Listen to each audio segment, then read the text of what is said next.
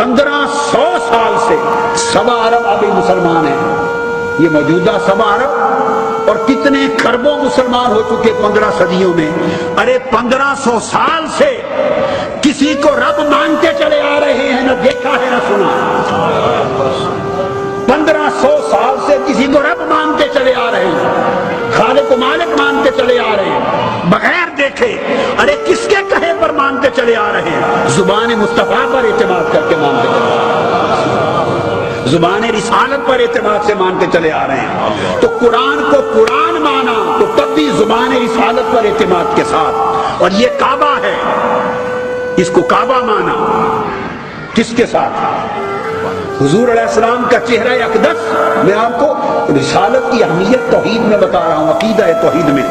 آقا علیہ السلام کا چہرہ اقدس بیت المقدس کی طرف تھا امر الہی سے، تو وہی کعبہ تھا۔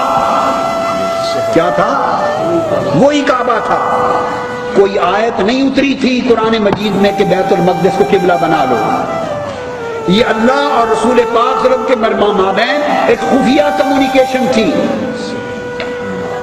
یہ خفیہ کمیونیکیشن تھی، آیت نہیں آئی تھی۔ تو آقا علیہ السلام نے مدینہ طیبہ کے ہجرت کے بعد 18 مہینے بیت المقدس کی طرف منہ کر کے نماز پڑھی، وہ قبلہ بن گیا، کعبہ بن گیا۔ بعض اسباب کی وجہ سے آپ کا ارادہ بدل گیا، خواہش بدل گئی، اور حالت نماز میں کھڑے ہیں اور کعبہ بدلنا چاہتے ہیں، اسباب اور میں اس تفصیل میں نہیں جا رہا، تو بدلنا چاہتے ہیں کعبہ، اور اللہ کے امر کا انتظار ہے، اور اس انتظار میں اور اس شدت آرزو میں چہرہ بار بار پلٹ کے آسمان کی طرف دیکھ رہے ہیں۔ اوپر سے آواز آ رہی ہے، قد نرا تقلب وجهك فی السماء، محبوب آپ کا چہرہ انور، رخ انور بار بار پلٹنا ہم دیکھ رہے ہیں۔ فلا نولینک قبلۃ ترضاها، ہم اسی کو کعبہ بنا دیں گے جس پر آپ راضی ہیں۔ فرمایا ہمارا نعرہ توحید، نعرہ تکبیر،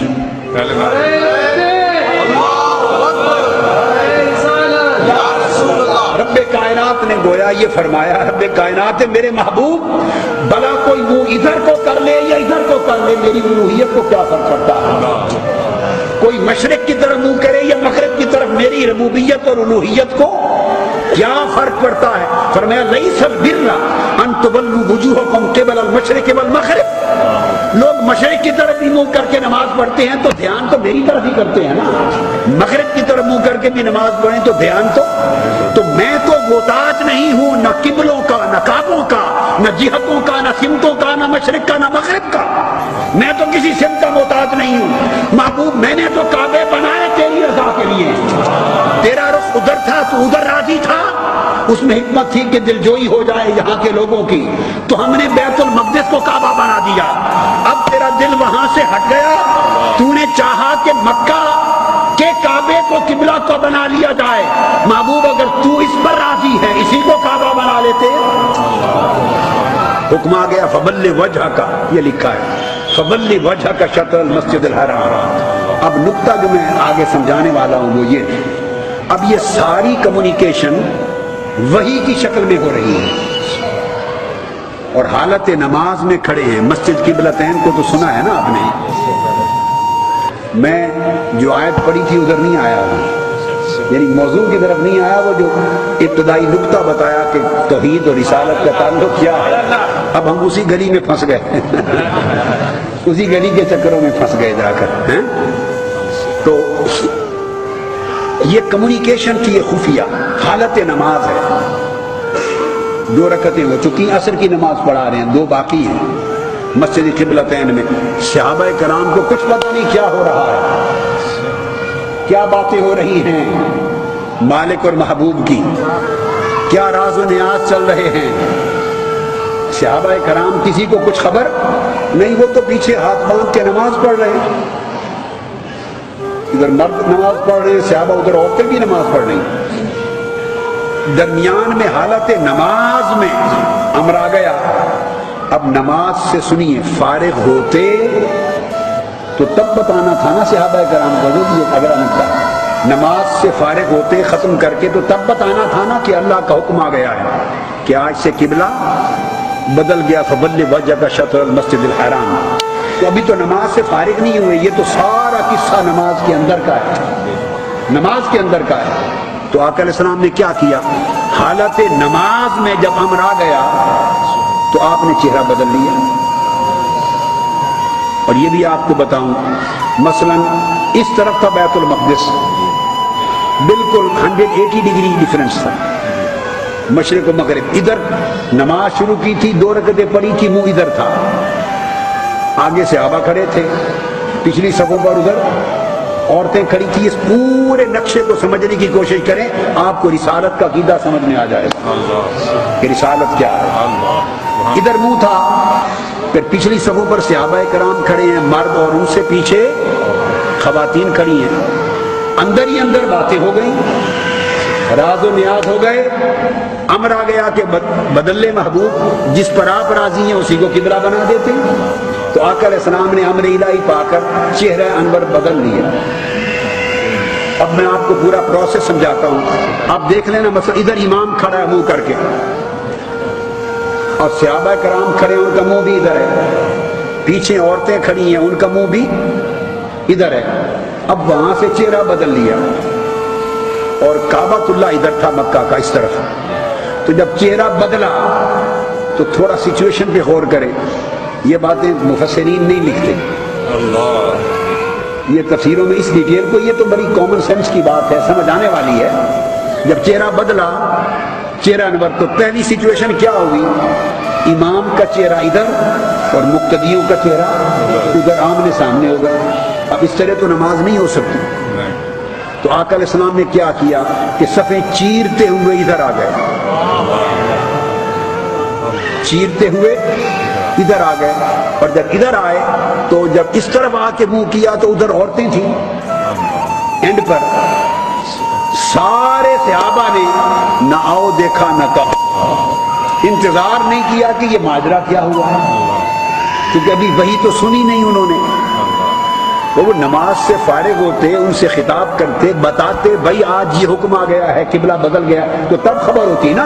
یہ تو سارا نماز کے اندر ہوئے جا رہا ہے, سارا کچھ اندر ہو رہا ہے. تو اس طرف آ گئے, اس طرف چہرہ اقدس کر لیا. تو پیچھے عورتیں کھڑی تھی, لا محالہ عورتوں نے بھی چہرہ بدلا, رخ بدلا. جب رخ بدلا تو یہ ممکن تو نہیں تھا کہ پہلی صفحے پر عورتیں آ جائیں اور مرد پیچھے ہو جائیں. نہ صرف رخ بدلا, وہ ساری کی ساری صفیں عورتوں کی چل کر مردوں کو چیر کے ادھر چلی گئی, منہ ادھر کر لیا. اور صحابہ کرام جو ادھر کھڑے تھے وہ چیرتے ہوئے ادھر آ گئے. نہ صرف منہ پلٹے, صفیں بھی چیرتی گئیں, اور آگے والے پیچھے, پیچھے والے آگے, یہ سارا انقلاب بپا ہو گیا. اور پھر نئے سرے سے سب بندی ہوئی, اور آقا علیہ السلام کے پیچھے ادھر منہ کر کے صحابہ کھڑے ہو گئے, پیچھے خواتین صحابیات کھڑی ہو گئی, اور نماز ٹوٹی نہیں, جاری رہی. حضور کے معاملے میں لگے رہے, رخ بدل گئے, صفیں چر گئی, ادھر آ کے کھڑے ہو گئے, عورتیں ہٹ کر ادھر چلی گئی, مرد ادھر آ گئے, رخ بدل گئے, اور نماز جاری رہی. 2 رکعتیں بعد میں اسی طرح مکمل ہوئی, اور نماز کے بعد جا کر بتایا کہ یہ اس لیے ہوا کہ اوپر سے حکم آ گیا فولی وجہ کا شطر المسجد الحرام. اور یہ اب صحابہ کرام کا عقیدہ رسالت دیکھیے, ایمان دیکھیے. ایک لمحہ تھا, ایک لمحہ امتحان تھا, صحابہ کرام کے ایمان کا امتحان, ان کی معرفت کا امتحان, مقام رسالت کو سمجھنے کا امتحان, کہ ان کا عقیدہ رسالت کیا تھا, وہ مقام رسالت کو کیا سمجھتے تھے, ان کے فہم میں کیا تھا کہ توحید و رسالت کا تعلق کیا ہے. وہ رب سے ڈائریکٹ تعلق جوڑتے تھے یا بواسطہ مصطفیٰ جوڑتے تھے. وہ اپنے فہم سے توحید تک پہنچتے تھے یا بذریعہ رسالت پہنچتے تھے, یہ بات سمجھنے کی ہے. اس سچویشن کا نقشہ قرآن نے کھینچا ہے 2 پارے کے شروع میں, اور فرمایا وما جعلنا القبلۃ التي كنت عليها الا لنعلم من يتبع الرسول ممن ينقلب على عقبيه وان كانت لكبيرة الا على الذين هدى الله. یہ قرآن نے کہا میرے محبوب یہ ایک لمحہ ایسا تھا کہ جس قبلے پر آپ کو ہم نے پھیر دیا ہم نے امتحان لیا، وما جعلنا القبلۃ التي كنت عليها الا لنعلم، جس پر آپ تھے، ہم نے یہ سارا امر اس لیے کیا لنعلم کہ ہم پرکھ سکیں، ہم ٹیسٹ لے سکیں، ہم جانچ سکیں، جانچیں، پرکھیں۔ کیا پرکھیں باری تعالیٰ؟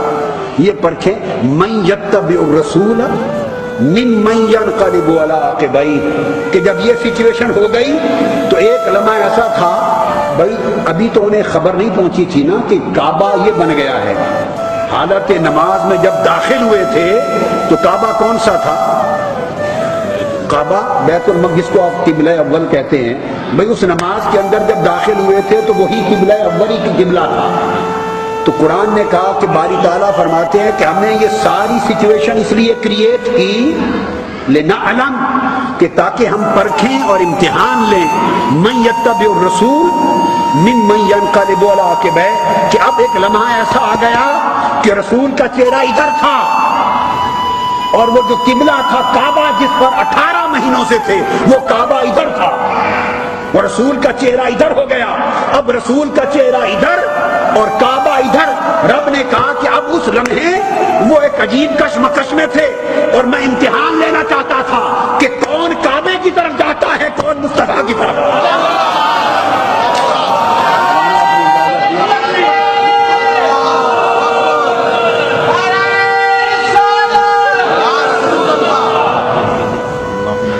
یہ جو قرآن کے لفظ ہیں لنعلم من یتبع الرسول ممن ينقلب على عقبیہ، کون رسول کے پیچھے جاتا ہے اور پرواہ نہیں کرتا اس بات کی کہ کون سا قبلہ ہے اور ہمارا تعلق ہی قبلہ سے کیا ہے، ہم قبلے سے جڑے رہیں یا دامن مصطفیٰ سے جڑے رہیں، اس کا امتحان تھا۔ لہذا یہ بات بعد میں ہوگی کہ کیوں مڑے، حضور نے رخ انور کیوں پھیرا، کیا امر آیا، کیا وحی آئی، یہ بعد میں پوچھتے رہیں گے۔ اس وقت لمحہ یہ تھا کہ چہرہ مصطفیٰ ادھر ہے اور کعبہ جس پر قائم تھے پہلے 18 ماہ سے وہ ادھر ہے۔ رب نے کہا کہ میں یہ امتحان لینا چاہتا تھا کہ میرا گھر ادھر ہے، میرا گھر ادھر ہے اور مصطفیٰ کا گھر اب ادھر ہے۔ اب دیکھنا یہ ہے کہ تم رخ مصطفیٰ کی طرف جاتے ہو یا میرے گھر کی طرف جاتے ہو۔ تو جنہوں نے کعبے کو چھوڑ دیا، وہ جو پہلا قبلہ اول تھا اس کو چھوڑ دیا اور مصطفیٰ سے تمسک اختیار کر لیا، فرمایا وہی مومن ہو گئے، وہی مومن ہو گئے۔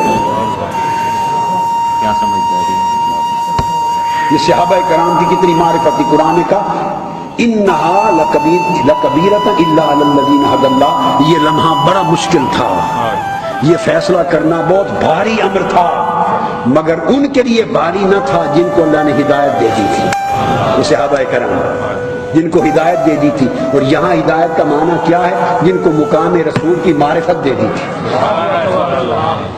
مقام رسول کی معرفت دے دی تھی، جن کو یہ سمجھ میں آ گئی تھی کہ ہمارا اپنا تعلق کعبے سے کیا ہے، ہم کب سے کعبے کو جاننے والے بنے ہیں۔ ہم تو اصلاً وہی تھے جنہوں نے 360 بت جما رکھے تھے کعبے کے صحن میں، ہم تو وہ تھے جن میں سے اکثر خدا جانے کیا کیا کرتے تھے۔ ہم کعبے والے کب سے بنے؟ ہمارا کعبہ تو یہ تھا کہ مصطفیٰ نے فرمایا یہ کعبہ ہے، وہ القدس کعبہ بن گیا اور بتائے بغیر چہرہ پھیر لیا۔ ہم نے کہا بعد میں سنتے رہیں گے کیا ہوا، وہ اس کعبہ بن گیا۔ وہ کسی نے کیا خوب کہا ہے کہ جس طرف وہ نظر نہیں آتے، جس طرف وہ نظر نہیں آتے ہم وہ رستہ ہی چھوڑ دیتے ہیں اور کعبہ بنتا ہے اس طرف ہی ریاض، رخ جدھر کو وہ موڑ لیتے ہیں۔